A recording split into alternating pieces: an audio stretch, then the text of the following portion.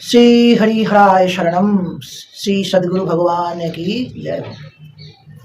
ओम पूर्णामद पूर्णमिदं पूर्णात् पूर्णमुदच्यते पूर्णस्य पूर्णमादाय पूर्णमेवावशिष्यते। ओम शांति शांति। आज का जो वेदांत का जो भाग है, जो विषय है, वो हम लोग शुरू करने जाएंगे। वो है वेदांत की परिचय। तो सदानंद जोगिंद्र की जो वेदांत परिचय का जो भाग, प्रथम भाग में हमने सुना था, थोड़ा इस विषय में चर्चा किए थे कि वेदांत क्या है। थोड़ा हमने कहा था कि वेद की जो उपनिषद का जो ग्रंथि है, उपनिषद का जो रस है, जो निष्कर्ष है, वो वेदांत सार है। तो आज हम लोग वेदांत की थोड़ा परिचय और विस्तार से जानेंगे। वेदांतो नाम उपनिषद प्रमाणात् तदुपकारिणी शारीरिक सूत्रादीनि च। वेदांत नामोपनिषद प्रमाणं तदुपकाराणि शारीरिक सूत्रादीनि च। यानी वेदांत उसका अर्थ जो है वो उपनिषद का प्रमाण माना जाता है। उपनिषद शास्त्र की जो प्रमाण है वो है वेदांत सार। एवं वेदांत की जो प्रामाणिक विषय की जो सहायक है, उस सहायक में सबसे बड़ा जिसका महत्व रहा वो है शारीरिक सूत्र। शारीरिक सूत्रादि से वेदांत की सार की प्रामाण्यता और अर्थ और भी सहज और सुंदर बन जाते हैं।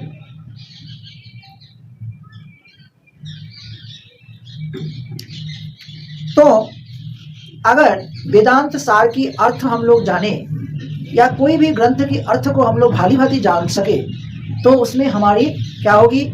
उत्कर्षता वृद्धि होगी। जानने की चाहिदा, जानने की इच्छा प्रबल हो जाएगी। तो वेदांत के विषय में अगर हम थोड़ा जानकारी असली से अपने आप से बढ़ा लेते हैं तो क्या होगा? हमारे जो जानने की जो इच्छा, वेदांत के ऊपर जो प्रेम, वो बढ़ जाएगी। वेदांत के ऊपर प्रेम अर्थ है ब्रह्म के ऊपर प्रेम, परमात्मा के ऊपर वो आकर्षण वृद्धि हो जाएगी। क्योंकि आत्मा वही एक ही अविनश्वर चीज है जो किसी भी रूप में जिसका विकृत नहीं होता है, और वही आत्मा को ही प्रामाण्यता है, वही आत्मा की ही सक्षमता है कि वो उस ब्रह्म से जोड़ सके। यानी आत्मा ही परमात्मा के से जोड़ने का एकमात्र उपाय है।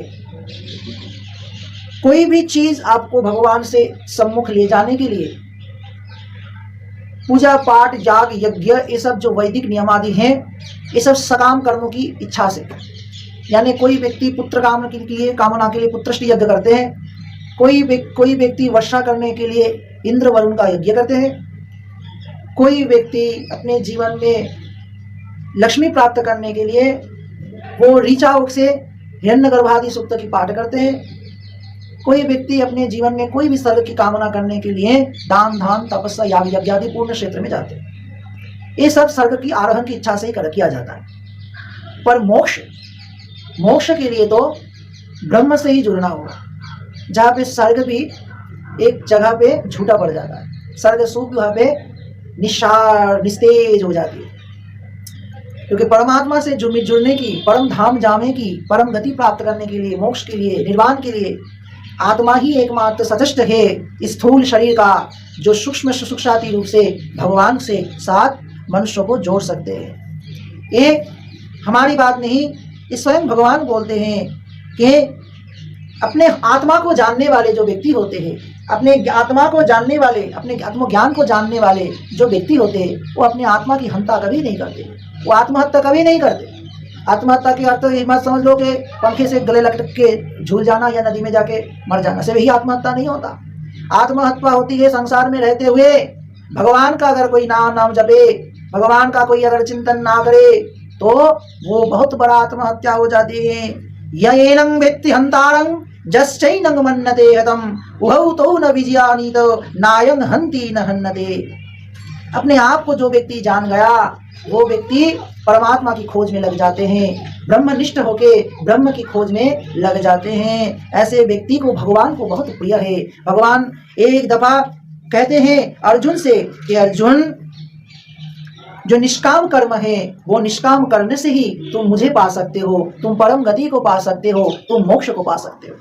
यानी जो निष्काम कर्म है वो निष्काम कर्म कभी भी किसी रूप में क्षय नहीं होता, ना किसी पाप से स्पर्श कर सकता है। निष्काम कर्म तो महाभीति को भी पार कर देता है, महाभीति या संसार बंधन से वो हमेशा के लिए छूट जाता है। तो इसीलिए भगवान ने कहा नेहाभिक्रमणो सयन्ति प्रत्यवाय न विद्यते स्वल्पम मास्य धर्मस्य त्रायते महतो भयात्। वहां से महाभय को भी पार कर देते हैं निष्काम कर्म। और निष्काम कर्म भगवान को अति प्रिय है। भगवान निष्काम काम करने वाले व्यक्तियों से बहुत ही आकर्षित होते हैं। और भगवान परम ब्रह्म परमात्मा किस व्यक्ति से दूर रहते हैं? बोले कि जो कामना में लिप्त हो जाते हैं। जो व्यक्ति अधिक से अधिक कामना में लिप्त हो जाते हैं उस कामी व्यक्ति को भगवान बोलते हैं कि वो तो मुझसे बहु योजन दूर चला जाते हैं, मेरे से बहुत कोसों दूर चला जाता है। बोले तो क्यों? क्योंकि बोले कामात्मनः सर्गोपरः जन्म कर्म फल प्रदाम क्रिया विशेष बहुलाम भोगैश्वर्या गतिं प्रति। जो व्यक्ति वेद की कर्मकांड की सुनता है, कर्मकांड के ऊपर रुचि रखता है, वो तत्वज्ञानी नहीं है। कहने का अर्थ ही है कि महाप्लावन में जितना पानी हो जाए, जिस आवश्यक व्यक्ति को जितना पानी का आवश्यकता है वो उतना पानी ही लेगा, अधिक से अधिक पानी का क्या करेगा वो। वैसे ही ब्रह्मनिष्ठ व्यक्ति को सिर्फ रुचि ब्रह्म में ही रहता है, समग्र वेद की कर्मकांड में उसका रुचि नहीं रहता। तो कहा कि भगवान ने बोला कि भोगैश्वर्य प्रसक्त्यानाम भयावहित चेतसाम व्यावसायित्मिका बुद्धि समारोह न विधीयते। हे अर्जुन, जो व्यक्ति का मन एक बार कामना से लिप्त हो जाता है वो उसकी बुद्धि वहीं पे नष्ट हो जाता है। वो अपनी कामना को पूर्ति करने के लिए इधर उधर भागने लगता है और उसके परिणाम वो तो मुझे ही छोड़ देता है। क्यों छोड़ देता है? जो व्यक्ति भगवान से जुड़े रहता है उसके तो सिर्फ भगवान में ही निष्ठा रहता है। जो व्यक्ति भगवान से जुड़ा रहता है उसको सिर्फ भगवान से ही निष्ठा रहता है।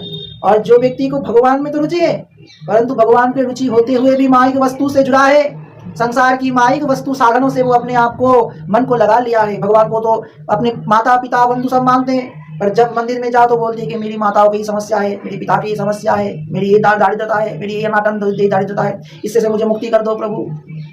तो ये एक प्रकार की छल है। भगवान से अगर जो संपूर्ण से जो जुड़ जाता है उसका चिंता तो पर ब्रह्म करते। अगर तुम किसी को प्रेम करते हो तो क्या प्रेमी तुम्हें क्या करेगा? संपूर्णता से तुम्हें अपने हर सुविधा अपने हर सुविधा तुम्हें प्रदान करेगा। यही प्रेमी का लक्षण है। पिता माता की लक्षण नहीं होता है अपने संतान को हर सुविधा से अवतारित करना, हर सुविधा को देना, हर सुविधा को अपने संतान को दे देना। तो भगवान अगर तुम पिता मान रहे हो, भगवान को बंधु मान रहे हो, भगवान को सखा मान रहे हो, तो भगवान से फिर तुम पीछे क्यों बोल रहे हो कि मुझे ये दो वो दो? परमात्मा को भगवान मानते हुए जो व्यक्ति कर्म करता है, निष्काम कर्म है, उसका फल तो भगवान देते हैं, उसका तो फल का आशा करना ही नहीं चाहिए। तो भगवान ने कहा कि अर्जुन, जो व्यक्ति ऐसे भोगैश्वर्य में लिप्त हो जाता है उसका बुद्धि कभी भी ईश्वर में नहीं लगता। निर्द्वंद नित्य सतस्थो निर्गक्षमे आत्मवान, उसका आत्मा कभी भगवान में नहीं लगता। तो इसीलिए हमने वही बात का अवतरण किया कि जो व्यक्ति आत्मनिष्ठ है, जो व्यक्ति ब्रह्म से भलीभांति परिचित है, जो व्यक्ति आत्मा से परिचित है, वही व्यक्ति ब्रह्म से परिचित होता है, ब्रह्म ज्ञान से प्रवृत्त होता है। ऐसे व्यक्ति को ही निष्काम साधना से रुचि रहता है। बाकी का संसार का माइक वस्तु से जिसका रुचि होता है वो धीरे धीरे अपने भगवान से ही अलग होने लगता है और माइक वस्तु से धीरे धीरे संसार में और भी फंसता चला जाता है। भगवान ने इसीलिए तो माया का सृष्टि रचा कि इस माया में रहते हुए भी जो मेरा नाम करे, जो मेरा गुण गाए, उसी को ही मैं अपना प्रिय मानूंगा। तो वेदांत की अर्थ अब क्या है? सामने ही आ रहा है कि जो व्यक्ति वेद की सार को पहुंच जाए, यानी वेद का दूसरा अर्थ है ब्रह्म, ब्रह्मचर्य, यानी जो ब्रह्मचर्य में रहते हुए ब्रह्म ज्ञान को लेते हैं से ब्रह्मचारी कहते हैं। तो वेद का जो अंतिम भाग है वो ब्रह्म है, परम ज्ञान है, ज्ञान यानी ब्रह्म। तो उसका अगर सार ले ले, उसका अगर चस्का ले ले तो आत्मा परमात्मा से साथ जुड़ जाता है। और ही वेदांत सार का अर्थ है कि वेद के अंत में जो ज्ञान का पाठ, जो ज्ञान की अलग आत्मा से अनात्मा को हटा के परमात्मा से जुड़ देता है। तो वो ज्ञान कहाँ मिलेगा? बोले तो वो ज्ञान मिलेगा वेदांत नामो उपनिषद प्रमाणाम। वेदांत उपनिषदों का प्रमाण ही है वेदांत, यानी वेदांत का जो प्रमाण है वो उपनिषद का ही वाक्य है। तो इसके लिए हम उपनिषद का अर्थ जानना पड़ेगा कि उपनिषद क्या है। तो बोला उपनिषद का अर्थ है उप एवं नी, ये जो उपसर्ग हैं, जो प्रापर अपसम अनुभव नियंत्रित अभी भी यदि सूदति निपति परियपि उपा, ये जो उपसर्ग आदि हैं इसमें उप और नी उपसर्ग आ जाते हैं।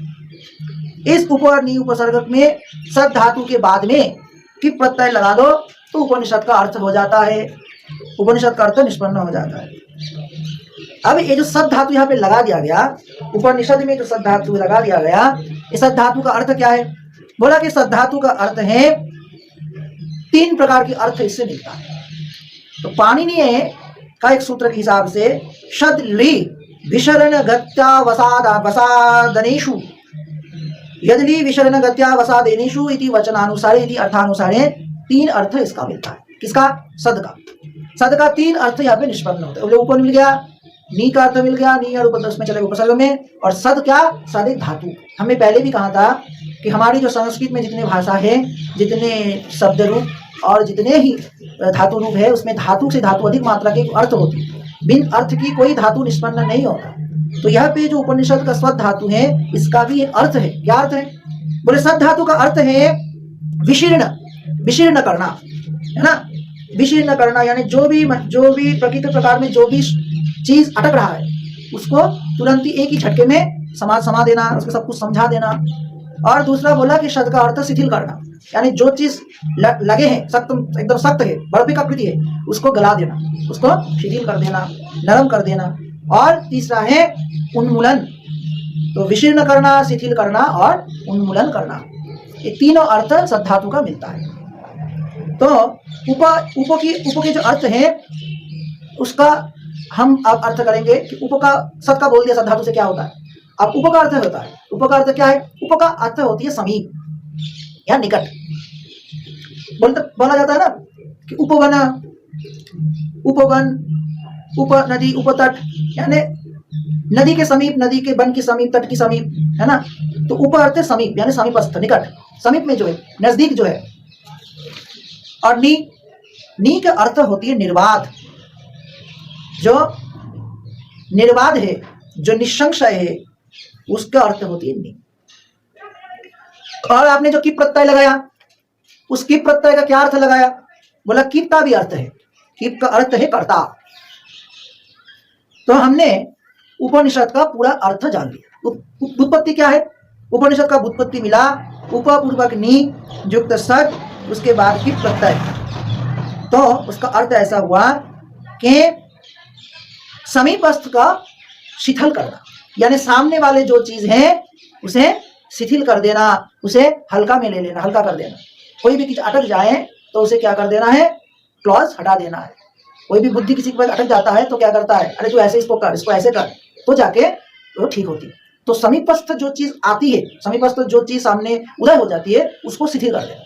अब क्या उदय होती है उसके विषय में कह रही है कि सबसे जो समीप चीज होती है, स्थूल देह की सबसे समीप चीज होती है आत्मा, यानी सूक्ष्म रूप में स्थूल शरीर के जो सबसे नजदीकी चीज होती है वो है आत्मा। और ये आत्मा ही सबसे समीप में रहता है। तो इस आत्मा को अगर शिथिल किया जाए, आत्मा को शिथिल कैसे करेंगे? बोला कि अभी हमने कहा कि नी का अर्थ है निर्वाध, निसंशय और नितांत, यानी 3 रूप से हम जब निसंशय होके, कोई संशय नहीं रहेगा, कोई संशय नहीं रहेगा, कोई प्रश्न ही नहीं रहेगा, और निर्वाध यानी कोई बाध्यता नहीं रहेगा, जिसमें कोई प्रश्न उत्तरी का अवकाश ही नहीं रहेगा, एकदम क्लियर। ऐसे निर्वाध अवस्था में जहाँ पे कोई बाध्यता नहीं रहेगा, जहाँ पे कोई ऑब्स्टेकल्स नहीं रहेगा, जहाँ पे कोई संशय नहीं रहेगा, ऐसे निर्वध संशय होके नितंत रूप में शिथिल करता है जो शास्त्र, उसे ही उपनिषद कहा जाता है। तो ये रहा उपनिषद का सहजतर अर्थ, यानी समीप का जो चीज है उसे शिथिल कर दे। कैसे शिथिल करना? बोला कि निर्वाध निसंशय होके, उसमें कोई संशय नहीं होगा, उसमें निर्वाध होकर वो अपने जितना उसका प्रश्न है, जिसका उसका संशय है, उसको दूरीभूत करे। तो एक किसका काम हुआ? ये उपनिषद का काम हुआ, ये उपनिषद का कर्म हुआ। तो अब बोल रहे हैं उप ब्रह्मण समीप्यम जीवम निसंशयं सदयति गमयति, यानी मैं कुछ पहले कहा कि मनुष्यों की सबसे समीप जो रहता है, यानी मनुष्य अर्थात स्थूल शरीर का जो सबसे समीप होती है आत्मा। हर मनुष्य में अपने आप में एक कॉन्शियस माइंड रहता है जिसे कहते हैं आत्मा, जो अच्छे बुरे का ज्ञान रखता है। उसे पता है कि मैं क्या कर रहा हूँ और क्या नहीं कर रहा हूँ। आत्मा से अच्छा कोई नहीं जान सकता, तो इसीलिए आत्मा को सबसे निकटतम कहा गया है। तो अब मेरी बात इसके साथ जुड़ेंगे तो इसका अर्थ होगा कि यही आत्मा को निसंशय होके ब्रह्म के साथ जुड़ दो, कनेक्ट कर दो। तो यही जब आत्मा परमात्मा से जुड़ेगा, ये रूप जब ब्रह्म स्थिति रहेगा, जिसमें ना कोई संशय रहेगा, जिसमें ना कोई निर्वाद रहेगा, जिसमें ना कोई प्रश्न रहेगा। सब अज्ञान को नष्ट करते हुए जो आत्मा परमात्मा से जुड़ जाता है, परमात्मा की समीप में चला जाता है, ब्रह्म की समीप में चला जाता है, उस जीव को परमात्मा में जब पहुंच देते हैं, उस ज्ञान को ही उपनिषद कहेंगे। ये इसका सादा निष्कर्ष है, उपनिषद का ही सादा निष्कर्ष है। निसंशयं साधयति गमयति। जीव को ब्रह्म की समीप में ले जाना, यानी ब्रह्म और जीव में जो अज्ञान था, उस अज्ञान का अंधकार को नष्ट कर देना। जहां पे अज्ञान ही नहीं होगा तो वहां पे सच्चिदानंद परमानंद श्री माधव ही रहेंगे, यानी परमात्मा ही रहेंगे। ये जो निराकार ब्रह्म की बात कहा गया, वो निराकार जो ब्रह्म है जिसका कोई आकार नहीं है, उस निराकार ब्रह्म की प्रतिष्ठा इस आत्मा में उपलब्ध हो जाए। और जो मैं बार बार ही तत्व को कहला रहा था, कहता हूं, और आदि गुरु शंकराचार्य ने भी इस तत्व को भाली भांति कहा कि निराकार ब्रह्म से परमात्मा को जुड़ जाना ही एक प्रकार की मोक्ष है, निर्वाण होता है। और उसके बिना कैसे नहीं संभव बोला? बिना उपनिषद की संभव नहीं, बिना उपनिषद के ये संभव ही नहीं। उपनिषद यानी ज्ञान का अगर संभव रहे, अज्ञानता का नाश हो, ज्ञान का अगर वहाँ पे भारी मात्रा से संपूर्णता रहे, तभी ही ब्रह्म का लाभ हो सकता है। और वो ज्ञान कैसे आएगा? बोले कि उपनिषदों में वो सब ज्ञान की विवरण है। किस ज्ञान की? बोले जिस ज्ञान से तुम माया रूपी संसार से, मगरमच्छ रूपी ये जो माया रूपी संसार में निकल रहा है, हर टाइम, हर समय, हर वक्त तुम अभी डिसाइड कर रहे हो कि मैं ये काम नहीं करूं, फिर कुछ समय बाद वही माया तुम्हें प्रचंड रूप से वही तक खींच लेगा। तो इससे निवृत्ति कैसे होगा? तो इसके निवृत्ति के जो उपाय है वो ही उपनिषद ज्ञान। और इस उपनिषद ज्ञान की ऊपर ही हम लोग आलोकपात कर रहे हैं। अगर इस ज्ञान के ऊपर तुम्हारी थोड़ा सा श्रद्धा भक्ति रहा तो तुम क्या करोगे? अपने इंद्रियों को परास्त करते हुए वही ब्रह्म के आगे चलते जाओगे, ब्रह्मनिष्ठ होने लगोगे। ये जो जीव और ब्रह्म की जो मेल, जीव और ब्रह्म की जो ऐक्य, इस संपादन करने की जो अर्थ होती है वही उपनिषद। यानी उपनिषद अज्ञान का तज्जन्य जो भ्रम है उसको भी नष्ट कर देता है। अंधकार में जैसे कोई रज्जु को सर्प ज्ञान कर लेता है, वैसे ही इस माया रूपी संसार में सब कुछ तुम्हें ही लगेगा कि तो सब मेरा ही है, मैं ही भोगूंगा, मेरा ही है सब। परंतु देखा जाए ये सब कुछ छोड़ छाड़ के, अपने शरीर को भी छोड़ के तुम्हें जाना होगा। तो इसी के कारण इसमें ना फंसते हुए जो अविनश्वर है, जो आत्मा तत्व है, उस आत्मा तत्व को अविनश्वरी तत्व यानी भगवान की जो परमात्मा तत्व है उससे जोड़ना ही यही उपनिषद का सार्थकता है। उपजातम अनादिकालात् प्रवृत्तम आत्म संसार संबंधं नीतराम साधयति अवसाधयति सा उपनिषद। यानी पहले हमने बोला कि उपब्रह्मण सामीप्यम जीव निसंशय साधयति गमयति, जो ब्रह्म की समीप ले जाता है ना, जो ब्रह्म की समीप ले जाता है, क्या करके? निसंशय है। किसको? आत्मा को परमात्मा से जोड़ देता है। ऐसा जो ज्ञान है उपनिषद। अब मैं क्या कह रहा हूं? अब मैं बोल रहा हूं कि उपजातम अनादिकालात् प्रवृत्तम आत्म संसार संबंधं नितराम साधयति अवसाधयति सा उपनिषद। यानी अनादिकालों से जब ये संसार नहीं था, ये सृष्टि नहीं था, ये चतुर्वर्ण नहीं था, ये संसार नहीं था, स्त्री पुरुष नहीं था, उस समय की बात कर रहा हूं। अनादिकाल से प्रवृत्त आत्म संसार संबंधित नितराम साधयति, नितराम अवसाधन करने वाला जो है, यानी अनंत काल से जुड़ा जो चीज तुम्हारे साथ आ रहा है, वही चीज से जब तुम इस माया के संसार में आ गए, उसके बाद तुम जब फिर उससे जुड़ रहे हो, जो तुम्हारे साथ अनादि काल से ही था, उसके बाद तुम जब इस स्थूल शरीर में उसको लेकर फिर आ रहे हो, फिर उसके साथ फिर संबंध जुड़ना, यही है उपनिषद।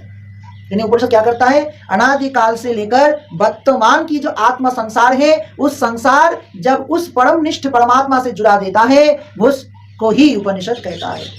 और इसका जो निष्कर्ष अर्थ है वो है ब्रह्म विद्या।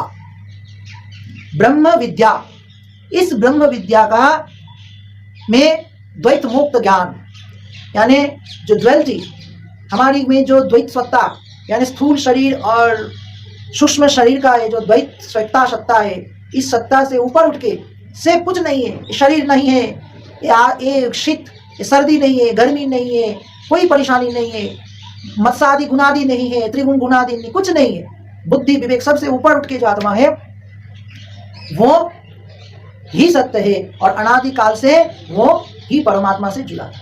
पहले भगवान प्रारब्ध को बनाता है, फिर शरीर को बनाता है। तो इसी के कारण तुम्हारी जो प्रारब्ध है वो तुम्हें मिलके ही रहेगा, और इसी के कारण उस प्रारब्ध को तुम संभलते हुए अपने कर्म में आगे बढ़ते चलो, रुको मत। तुम्हारी कर्म क्या है, परम प्राप्ति करना, परम गति को प्राप्ति करना।